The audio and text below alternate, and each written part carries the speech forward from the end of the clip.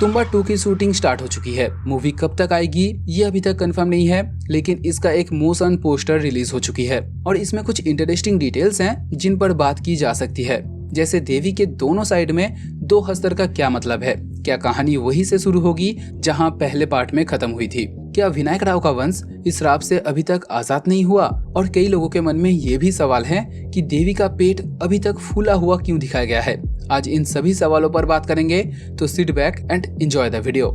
अब हम सबको पता है कि फर्स्ट पार्ट के एंड तक क्या हुआ था। विनायक राव और उसका बेटा ज्यादा लालच के चक्कर में एक से ज्यादा आटे की गुड़िया लेकर अंदर गए थे, जिससे एक हस्तर की जगह मल्टीपल हस्तर आ गए। लेकिन विनायक राव अपने बेटे को बचाने के लिए खुद को सैक्रिफाइस कर दिया, लेकिन हस्तर के छूने के कारण उसे अमर होने का श्राप लग गया। बट आखिर तक विनायक अपने मकसद में कामयाब हुआ था, उसने हस्तर से उसका पंजा चुरा लिया था। बट मूवी के एंड तक हमें ये भी दिखाया गया कि पांडुरंग यानी विनायक का बेटा इस खजाने के लालच से आजाद हो गया था एंड उसने उस पंजे को भी नहीं लिया था, बल्कि उसके साथ वो विनायक को जलाकर उसे मुक्ति दे देता है और खाली हाथ उस वाड़े से निकल जाता है। तो यहाँ पर हमें ये समझाया गया कि ये जो लालच का साइकिल पीढ़ी दर पीढ़ी चल रहा था वो अब खत्म हो गया। ये कहानी शुरू हुई थी विनायक के पूर्वजों से, जो विनायक के परदादी पर आके रुक गई थी, जिसके बाद उस रास्ते को बंद कर दिया गया था। फिर विनायक ने इस साइकिल को कंटिन्यू किया, जिसके बाद पांडुरंग की बारी थी। लेकिन विनायक के मौत के साथ ये किस्सा पूरी तरह से खत्म हो गया। लेकिन यहाँ पर भी एक ट्विस्ट है जिसे मेकर्स ने काफी क्लेवरली प्लेस किया था, उस पर आएंगे। बट यहाँ पर जो मेन सवाल है, क्या पांडुरंग इसको कंटिन्यू करेगा?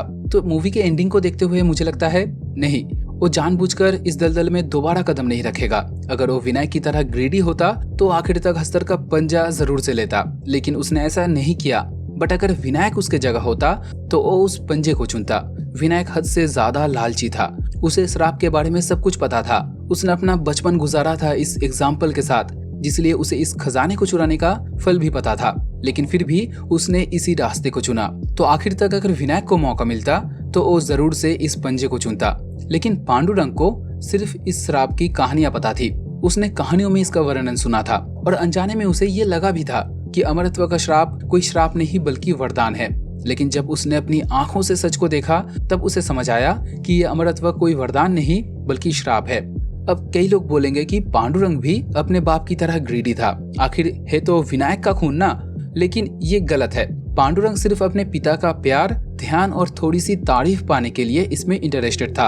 अपने बाप से शाबाशी के चक्कर में वो अपने बाप को ही सिखाने चला था कि कैसे एक बार में पूरे के पूरे खजाने को लूट लिया जाए। असल में वो विनायक ही था जो उसके अंदर लालच का बीज बो रहा था।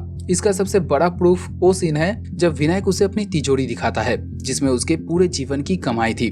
तब उस पैसे और खजाने को देखकर पांडुरंग कहता भी है, इतना सारा सोना, इसमें तो पूरी जिंदगी चली जाएगी। जिसके उत्तर में विनायक कहता है, तू बिल्कुल आई जैसा है। उसे भी लगता था एक कतरे में पूरी जिंदगी चली जाएगी। बस यही पर तुम्हें इन दोनों के कैरेक्टर के बीच का जो डिफरेंस है वो पता चल जाता है।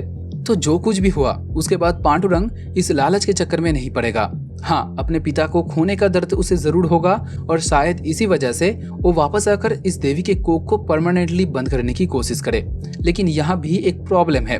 मूवी के दौरान हमें बताया गया था कि उस फोर्ट पर भारत सरकार ने कब्जा कर लिया था। यह किला बोलने के लिए विनायक राव की पुश्तैनी जायदाद थी, लेकिन कागजी रिकॉर्ड्स में उसका नाम नहीं था, जिसलिए इस बेनामी जमीन को सरकार ने अपने नाम कर लिया। जिसके बाद वहाँ गांव बसाने की बात हुई थी।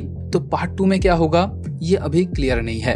अब मैंने बताया था मूवी के आखिर में एक ट्विस्ट था, जिसे मेकर्स ने हम व्यूअर्स के लिए क्लेवरली प्लेस किया था। उसे समझने के लिए इस सीन को देखो। जब पांडुरंग विनायक को जलाकर वहां से निकल आता है तब पीछे आसमान भी साफ हो जाता है और हल्की सी धूप भी निकलती है। ये एक साइन था सालों से चलती आ रही इस ग्रीड साइकिल के एंड होने का, क्योंकि जब से तुम्बाट में हस्तर का मंदिर बना था तब से तुम्बाट के ऊपर देवताओं का क्रोध बारिश बनकर बरस रहा था, जिसके लिए हमें पूरी मूवी में कहीं पर भी साफ आसमान नहीं दिखते। लेकिन जैसे ही पांडुरंग इस साइकिल को तोड़ता है तब आसमान भी साफ हो जाता है और धूप भी निकलती है। बट उसके तुरंत बाद अगले सीन में जब पांडुरंग मेन गेट से बाहर निकलता है तब हमें फिर से बैकग्राउंड में बादल गरजने की आवाज सुनाई देता है और बारिश भी शुरू हो जाती है। मतलब एक कैरेक्टर के लिए ये कहानी खत्म हो गई, बट दूसरे कैरेक्टर के लिए ये अभी तक बाकी है, क्योंकि अगर इसे तुम कंटिन्यूटी एरर बताओगे तो इस मिस्टेक को मेकर्स ने जानबूझकर डाला है, जिसका एक डीप मीनिंग है। तो पार्ट 2 का हिंट मूवी के एंडिंग में हमें ऑलरेडी दे दिया गया था। अब मोशन पोस्टर की बात करें तो इसमें 2 हस्तर का मतलब सिंपल है, लालच दुगना, दुगना थ्रिल, तुम्बा 2 इसलिए हस्तर भी 2। लेकिन ये दोनों मूर्ति हस्तर के एडल्टहुड की है, मतलब उसके जवानी की है, जो फर्स्ट पार्ट में हमें नहीं देखने मिला था। वहाँ सिर्फ हस्तर के बचपन का इमेज था। और ये जो मूर्ति थी ये भी हस्तर के उस एज को ध्यान में रखते हुए बनाया गया था। लेकिन पार्ट 2 में हस्तर के इस रूप को दिखाया गया है जो रियल हस्तर के साथ काफी हद तक सिमिलर है। और इसके साथ जो देवी की मूर्ति है ये भी इंटरेस्टिंग है। ऐसा ही सिमिलर स्ट्रक्चर देवी के कोख में जाने से पहले जो दरवाजा था पत्थर का उस पर बना हुआ था।